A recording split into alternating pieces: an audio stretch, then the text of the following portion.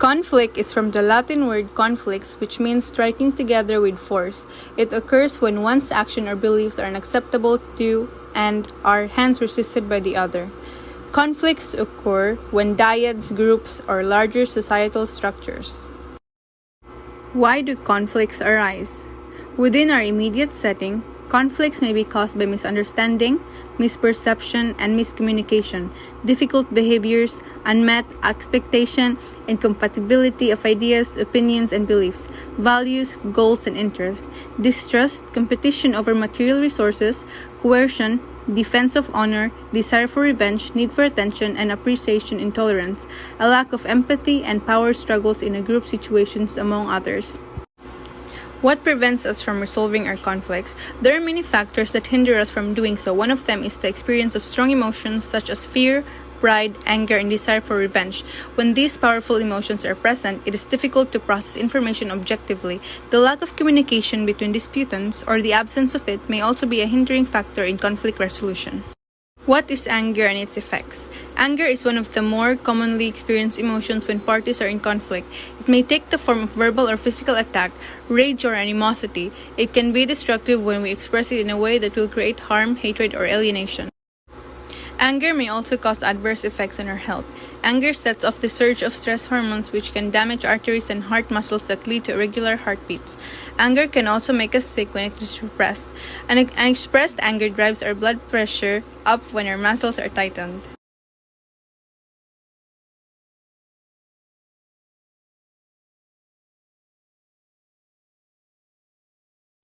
So this is the continuation on how do we manage our anger.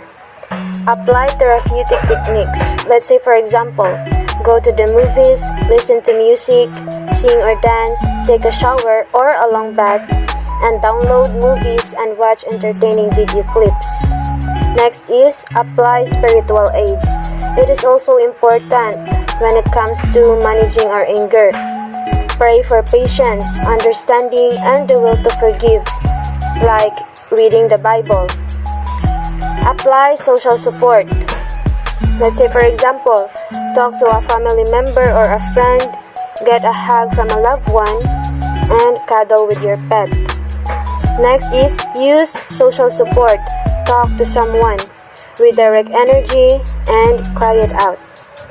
The next is how do we directly express our anger?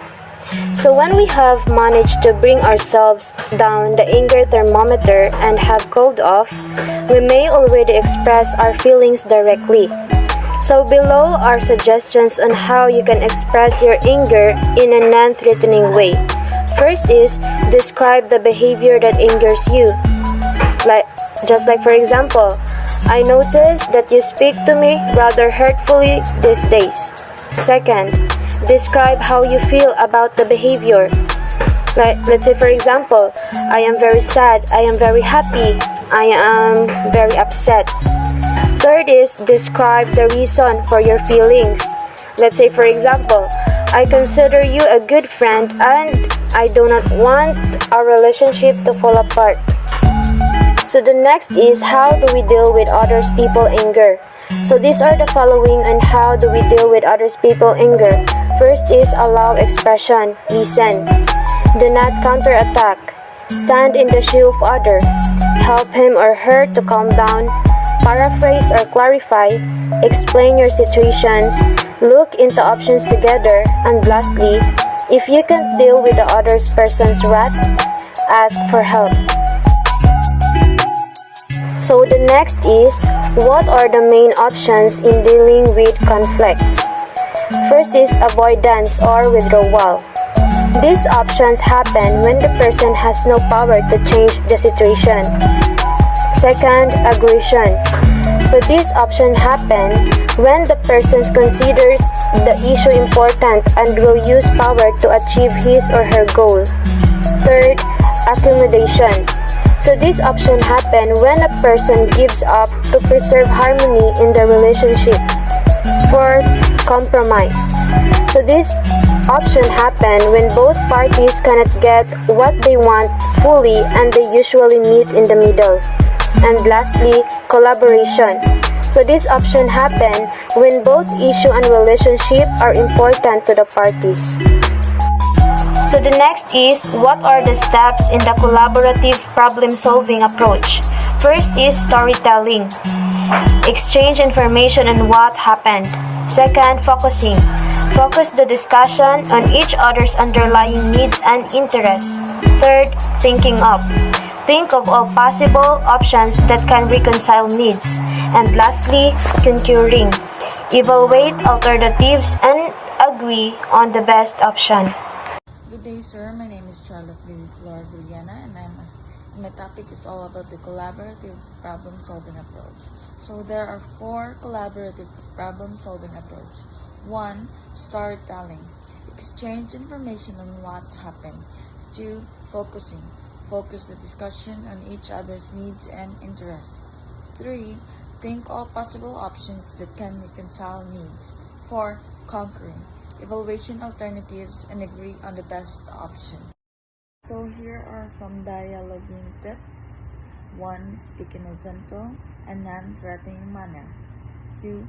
Think carefully of what you are going to say. Do not make the situation worse by arguing or angering the other person.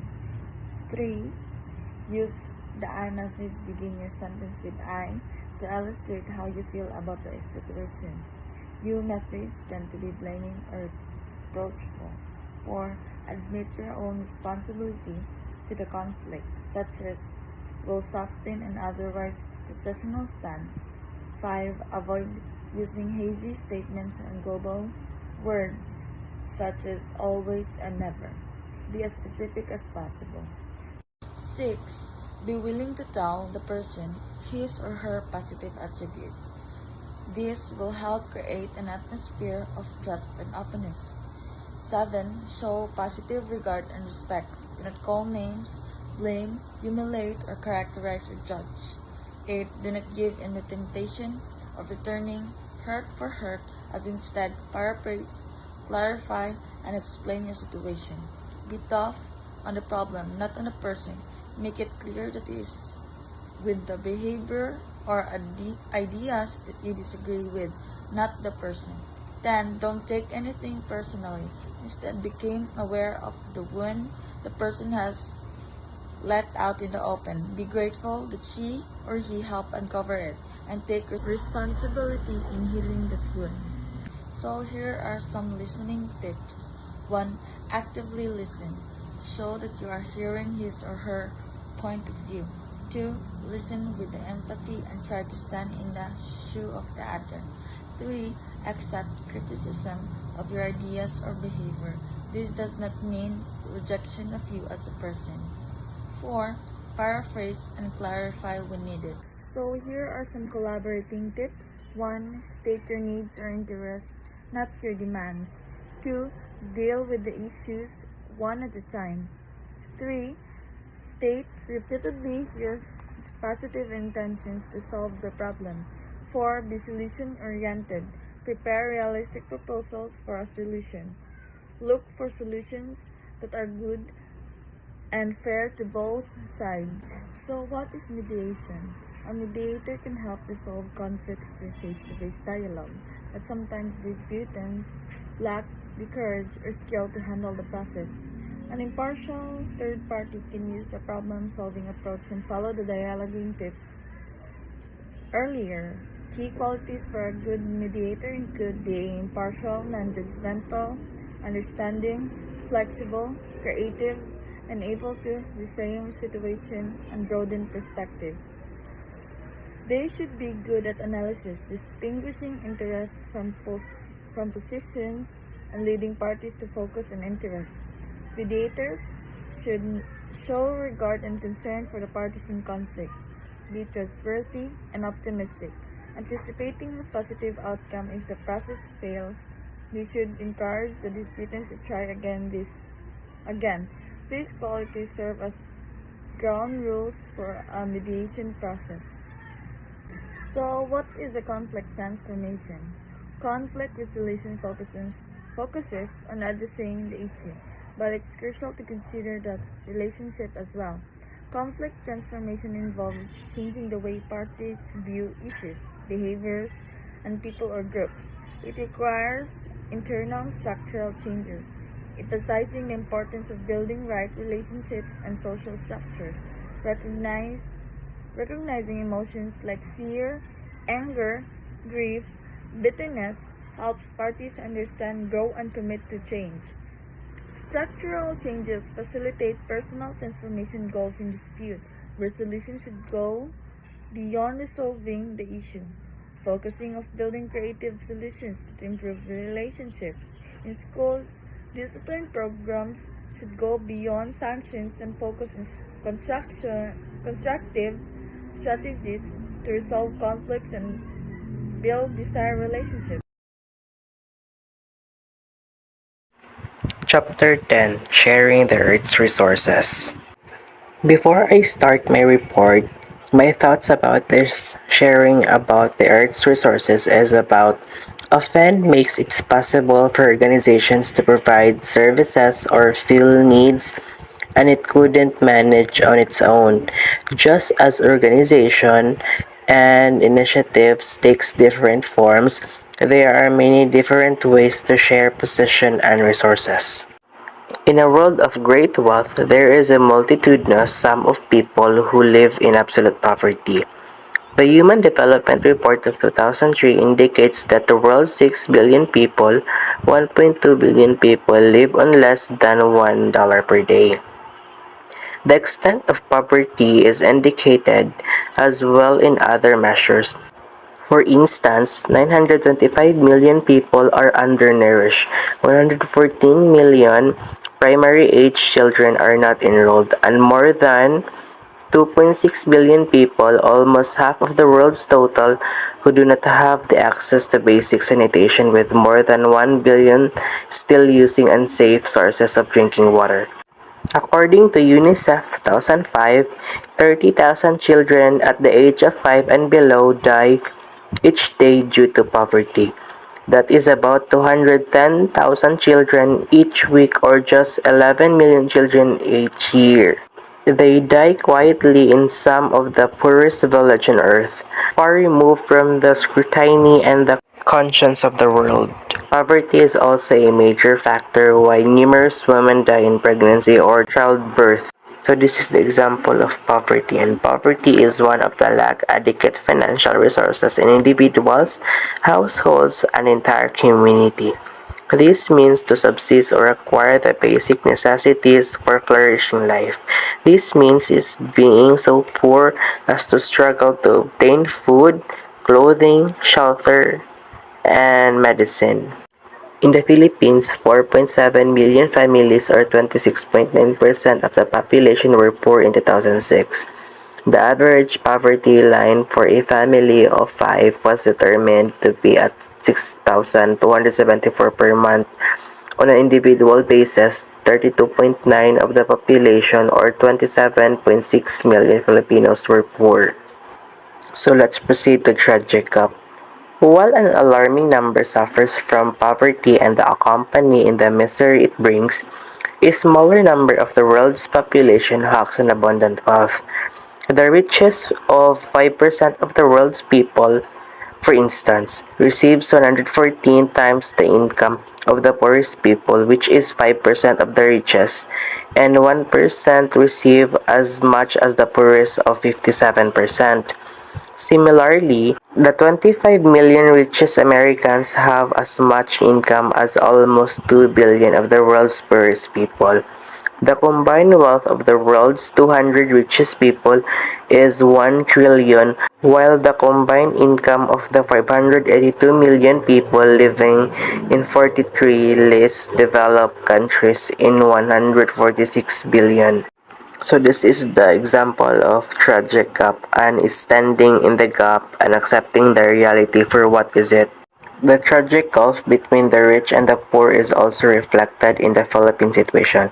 For example, Sulu province in Mindanao had an 88.8% incident of poverty, while Metro Manila poverty incident was only 4.3%. The PHDR also reports stark contrast in the poverty-related measures of life expectancy and percentage of high school graduates between the two provinces.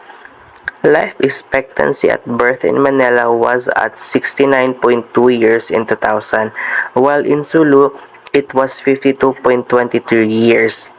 Percentage of high school graduates in the Metro Manila was 74.3, while in Sulu, it was 18.1%. It is no surprise then that Sulu is one of the top conflict-affected areas in the Philippines. A situation where huge numbers of people drown in the cauldron of misery while a few take pleasure in having a plethora of material changes or choices in a state of violence. Structural violence refers to the system, instruction, and policies that met someone's people human needs, rights, or wants at the expense of the other. Hunger and poverty are symptoms of this violence. So here's another example of tragic gap, which is from rich and poor. Other causes of poverty. Political system created by the local political elite that have combined with the profit-motivated economic system that reduce opportunities for the most people to earn enough to meet their basic needs. Lack of opportunities such as employment, lack of education, corruption, overconsumption, and greed. So here's another example of poverty. Demystifying myths about poverty. It's often touted that poverty is caused by scarce resources, overpopulation, or laziness. United Nations Population Fund claims that better reproductive health reduces poverty, reporting that developing countries with slower population growth have seen higher productivity. Population density does not necessarily correspond to the prevalence of hunger. So it explains that poverty is caused by scarce resources. And one of the example of this is pagtaas ng mga bilihin. That's why hindi sila makapalit. Then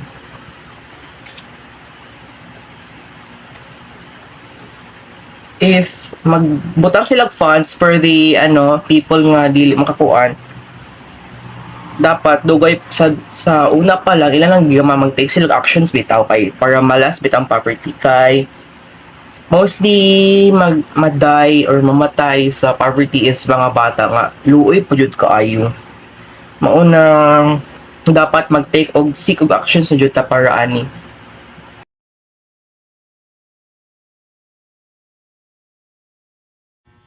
The promise of economic civilizations.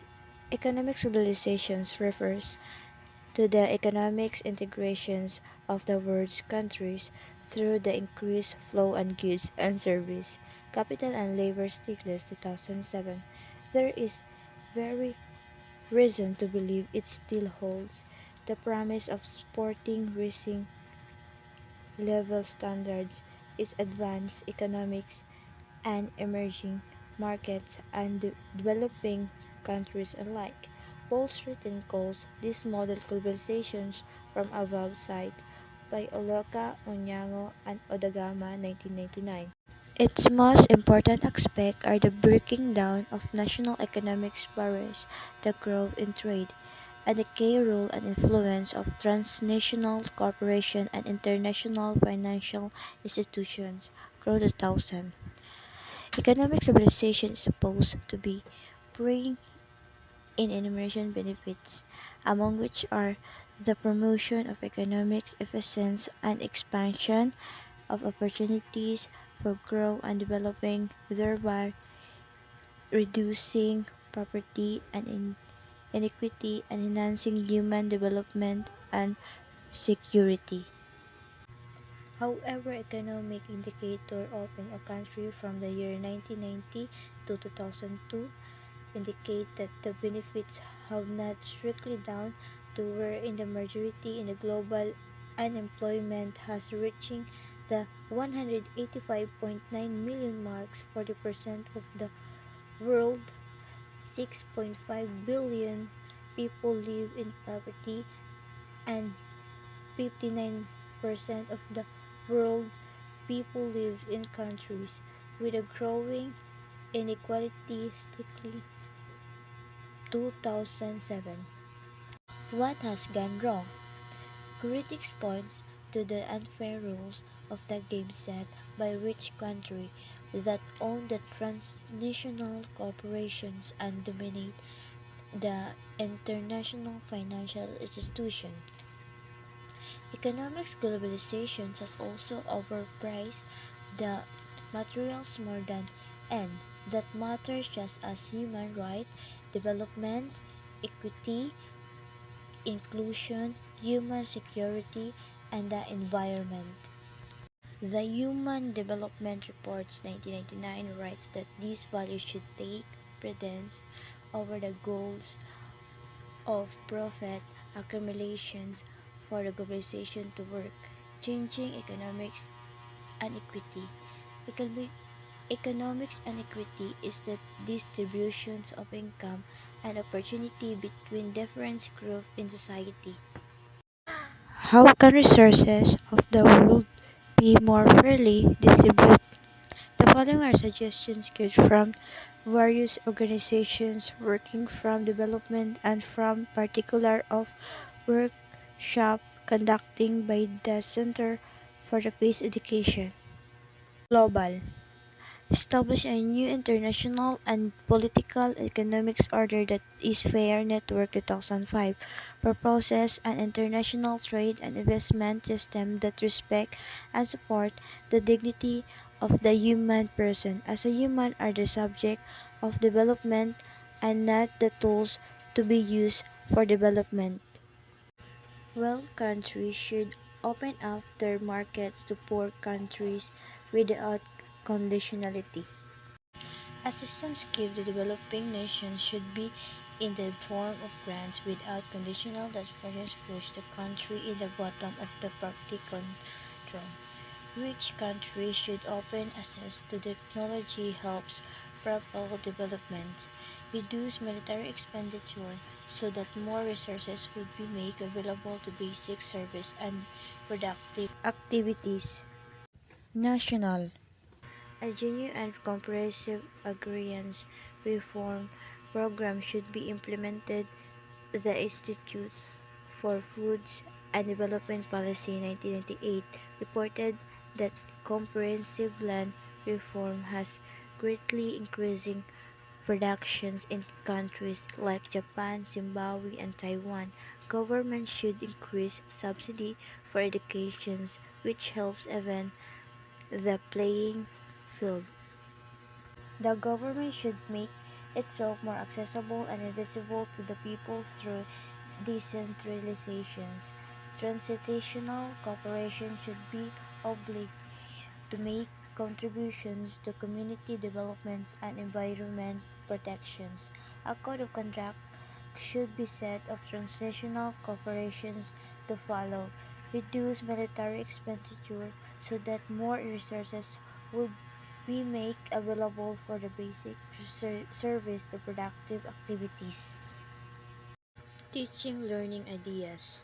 As a youth students to reach Millennium Development Goals adopted by 190 nations and signing by 147 heads of states and governments during the UN Millennium Summit in September 2000, which hoped to out extreme poverty by half by the year 2050.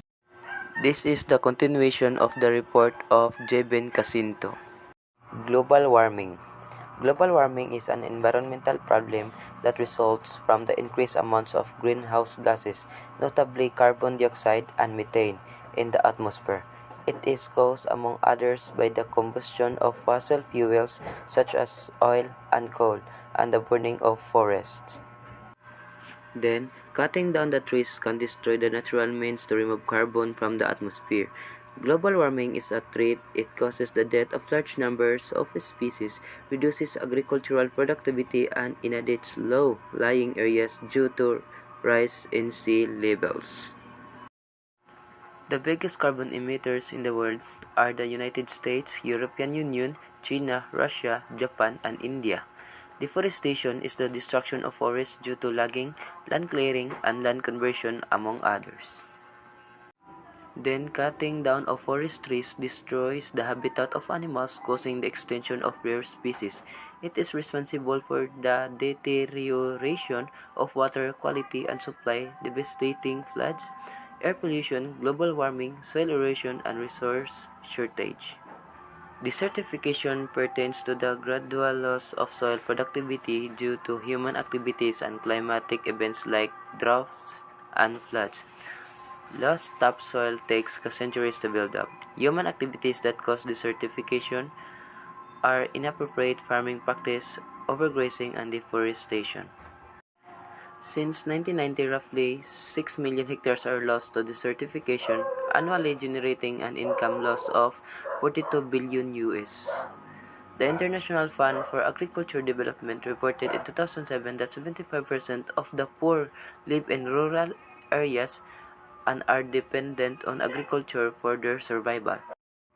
Then the next topic was the impact of military on the environment. The impact of military on the environment. The environment has long been at the losing end in the time of war.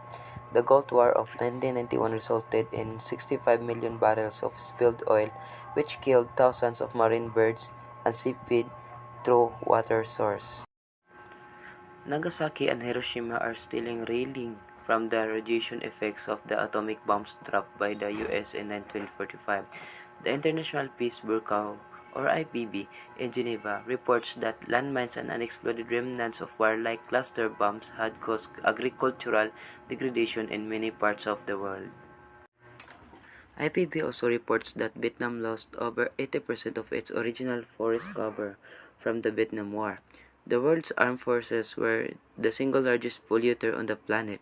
The IPB reported that the world's military forces are responsible for the release of more than two-thirds of CFC 113, a harmful gas, into the ozone layer. The military is also one of the largest users of the environment resources. The US alone used 180 million barrels of oil in 2006. That is 490,000 barrels of oil consumed in a day. The energy consumption of the US Department of Defense in the year 2006 was roughly at the same level as the energy consumption of the Nigeria, while 140 million people.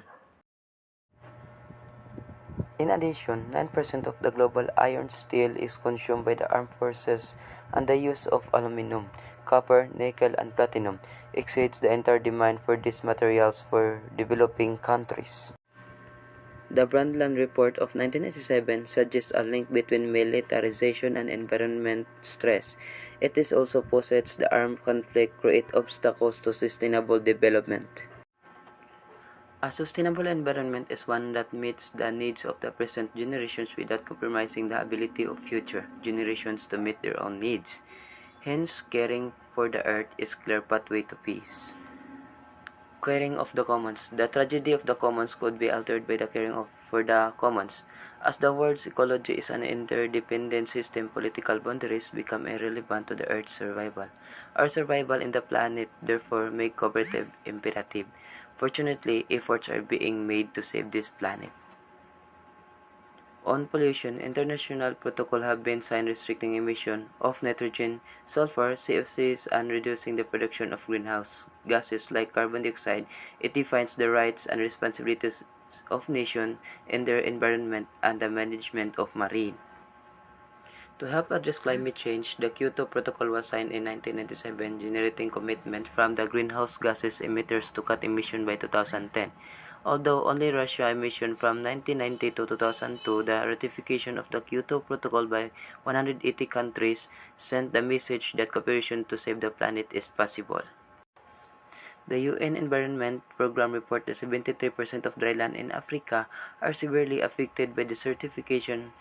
engendering an income loss of some 90 billion US dollars a year. Additionally, more farmers in many parts of the world today engage in organic farming to retain soil nutrients. And that's all. Thank you.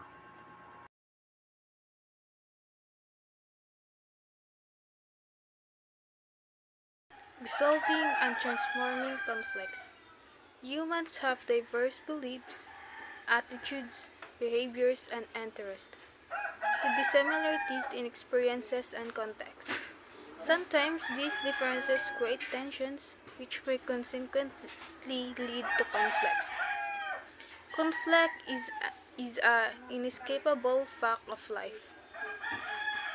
If improperly handled, they can have undesirable results and large settings. Many conflicts become violent, which have resulted to the loss of lives, destructions of property, disruption of economic and cultural activities of civilians, especially women and children. What is conflict? Conflict is from the Latin word conflictus, which means striking together with force. It occurs when one's actions or beliefs are incapable to and are hence resisted by the other. Why do conflicts arise? Within our immediate settings, conflicts may be caused by understanding, misperception, and miscommunication, difficult behaviors, unmet expectation, incapability of ideas, opinions and beliefs, values and goals and interests, distrust, competition over material resources. What is anger and its effect? Anger is the one more commonly experienced emotion when these parties are in conflict. Anger is not merely irritation or disappointment, but one combined feeling or disappointment, anxiety, and indignation that signal our body to prepare for a fight. It may take form of a verbal physical attack. Range. How do we manage our anger? Calming our anger is better alternative to discharging or suppressing it. When we are angry, brain signals our glands and nerve endings to produce adrenaline. The surge of adrenaline into the bloodstream gets us ready to a fight. Here are some ways to change the form of our anger. Number 1. Describe the behavior that angers you. I notice that you speak to me rather hurtful these days. Number 2. Describe how you feel about the behavior. I'm very sad. Example. Number 3. Describe the reason for your feelings. I consider. How do we deal with other people's anger? Number 1. Allow expression. Listen. Number 2. Do not attack. Number 3. Stand in the shoe of other. Help him, her to climb down. Number 4. Clarify. Number 5. Explain your situation. Look into options together. What are the main options in dealing with conflicts? In dealing with conflicts, there are two variables that are normally considered by disputants. Number 1. Move away. Move away, avoid the situation or withdraw. This option is normally chosen when the issue is trivial or when the person in conflict believes that she or he has no power to change the situation.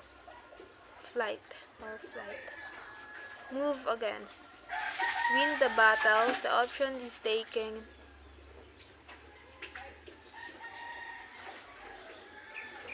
the party move against. Win the battle, this option is taken when the sue is important. The party thinks that he or she is right, and it's bent to prove that, or she or he has the power to achieve his or her goals. Fight. Number 3. Give up or give in. This option is taken when goal is to perceive harmony in the relationship. It is also taken when the other party recognizes the validity of the other viewpoint. Give half. Give in the middle. This option is which when both parties cannot get what they can fully and are willing to give up party of their goals. Compromise. Number 5. Move towards. Dialogue or collaborate with your adversary. This option is taken when both issues and relationships are important to the party. What are the steps in the collaborate problem-solving approach? Many people find it stressful to dialogue with an adversary and choose instead the path of avoidance. Others are too angry and take the path of aggressions. Survey made by the Center of Peace Education among its workshops participants, mostly students and teachers. If both issue is relationship are important to the disputants, moving towards an adversary or problem solving, this is a ideal option. In the next page are steps to a problem solving approach. What are some tips to a good dialogue?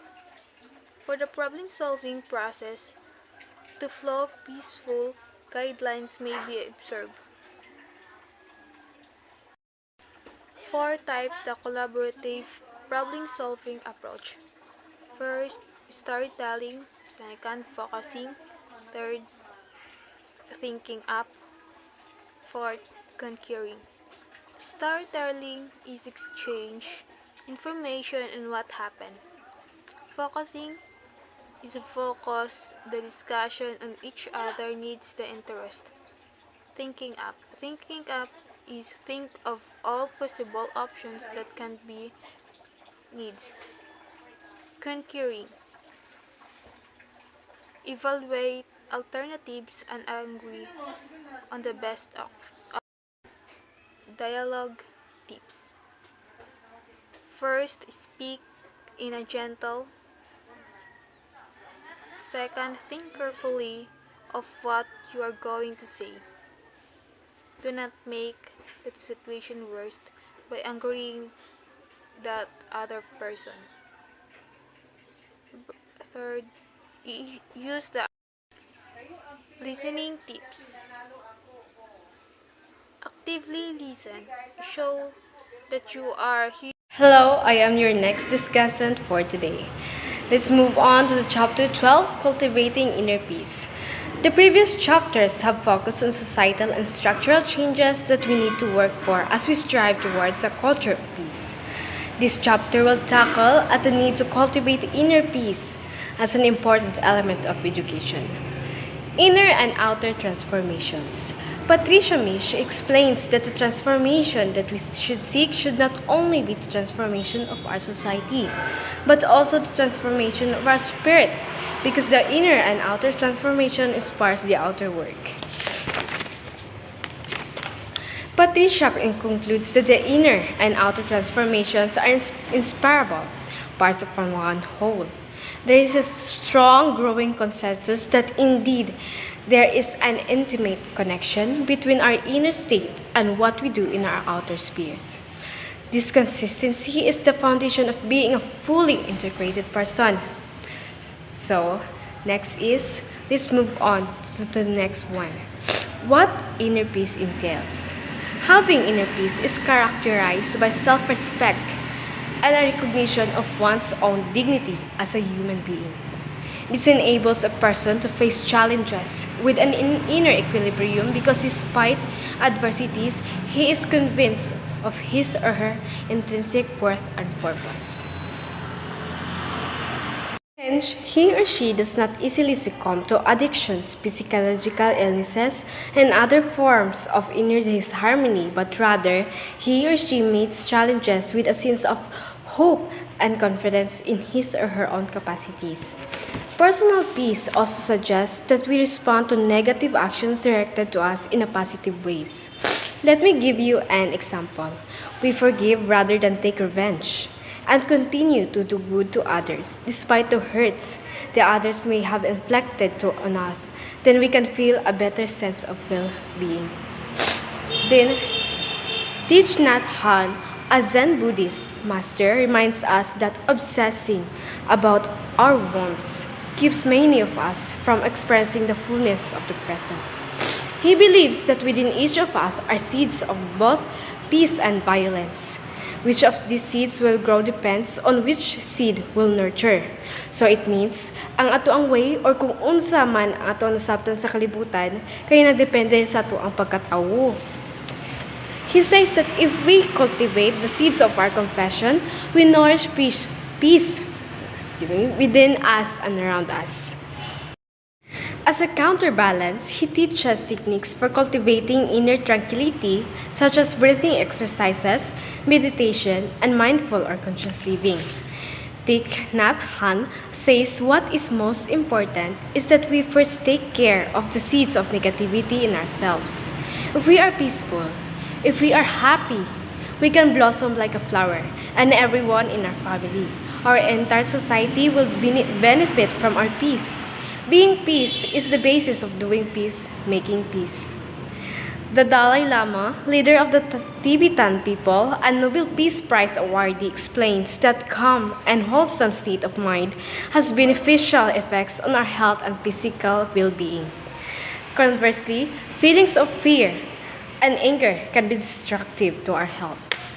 That's all. Thank you. Good day, everyone. I am Baroy Milona. I am the last reporter, and my topic is all about cultivating inner peace. When we say cultivating inner peace, is that we need to cultivate inner peace and is an important element of educating for peace. Personal peace also suggests that we respond to negative actions directed to us in a positive way. For example, we forgive rather than take revenge and continue to do good to others despite the hurts that the others may have inflicted on us, then we can feel a better sense of wellness. Jing Lin says that forgiveness is a key to achieving inner peace. Forgiveness frees our hearts and puts a stop to the exchange of negative energies and tensions. Thich Nhat Hanh, a Zen Buddhist master, reminds us that obsessing about our wants keeps many of us from experiencing the fulfillment of that present. Thich Nhat Hanh holds that a key to world peace is a practice of being peace, and we try to feel it by being busy with activities, even overworking. However, this does not give us a sense of well-being and both peace and violence. Which of these seeds will grow depends on which seed we will nurture. The most important is that we first take care of seeds of negatively in ourselves. If we are peaceful, we are happy, we can blossom like a flower, and everyone in our family, our entire society will benefit from our peace. Being peace is the basis of doing peace, making peace. The Dalai Lama, leaders of the Tibetan people and Nobel Peace Prize awardee in 1989, explains that a calm and wholesome state of mind has beneficial effects on our health and physical well-being. Conversely, feelings of fear and anger can be destructive to our health. Hence, we have to learn to reduce the influence of negative emotions so we can have a happier and more satisfying life. These ideas from a spiritual leader are affirmed by medical and health experts today. In addition, the Dalai Lama also says that when people are caught up with the idea of acquiring more and being rich without making room of anything else in their lives, it can result into losing of the dream of happiness. The Dalai Lama encourages people to be something more than their titles, incomes, and positions or looks that are important, but rather what we do to promote lasting happiness in their heart and their society. So that it is good to remember that the major world religions have it all to that golden rule, whose essential message is that we do to others what we want them to do us. This spiritual message, if taken heart, it is a source of peaceable relationship which in turn brings personal peace. This indicates to us that indeed there is a link between social and personal peace. Similarly, as people pursue the goal of personal peace, this will contribute to a more peaceful community.